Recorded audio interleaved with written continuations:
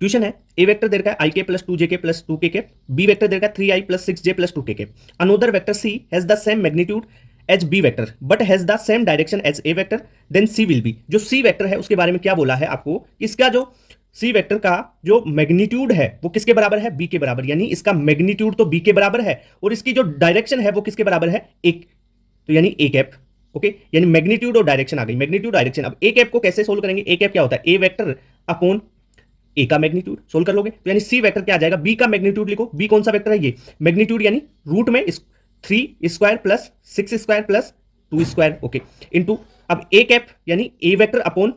ए का मैग्नीट्यूड, तो क्या हो जाएगा, ए वेक्टर तो कितना है आई कैप प्लस 2 जे कैप प्लस 2 के कैप, क्लियर, और इसका मैग्नीट्यूड क्या आ जाएगा, रूट 1 का स्क्वायर प्लस 2 का स्क्वायर प्लस 2 का स्क्वायर,